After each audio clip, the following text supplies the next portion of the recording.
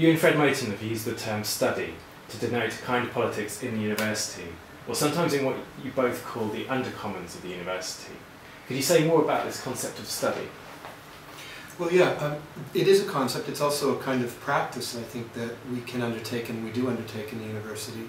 And yet, at the same time, if you were to ask, what's the one thing that you're not able to do in the university, the answer might well come, you're not able to study.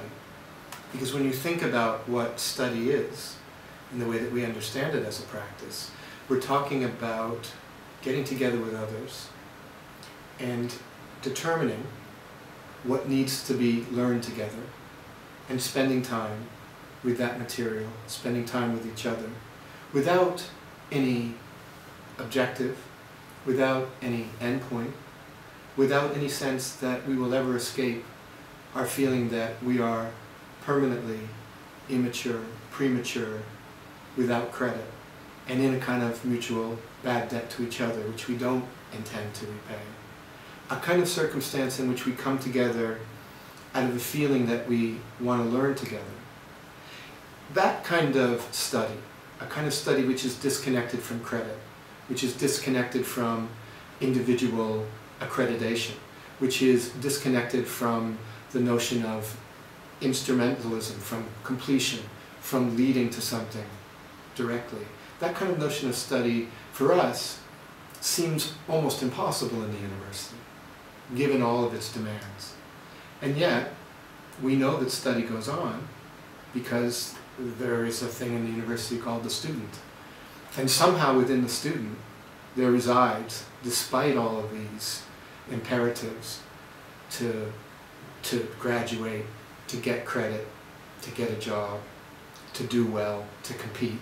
Despite all of that, somehow there's a collective desire represented in the students to study, where study is not connected to any of those things, but rather to collective self-development, rather to an idea that the reason that we've come together is to try to share and develop our sense of ideas and history, philosophy, etc., etc.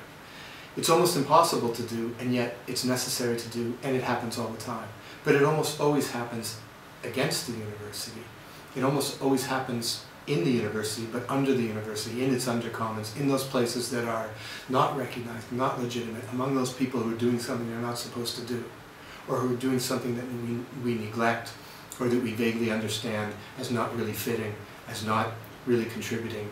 That's where study occurs most often, and where it has to occur, and also where it's welcomed, and where those who want to do it are welcome. It's in the undercommons that one is always welcome to come and join and be part of that kind of study. Study is also a kind of bad debt to each other, a kind of bad debt that you don't intend to repay.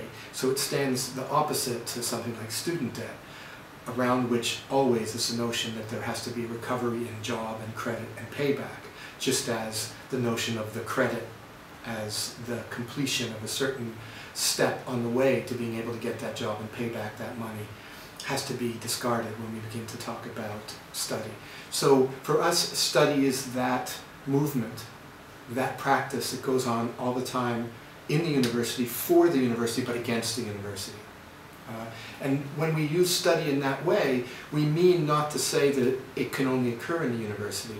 We mean to say that it's a kind of gathering of intensities, because the university is such a gathering of resources.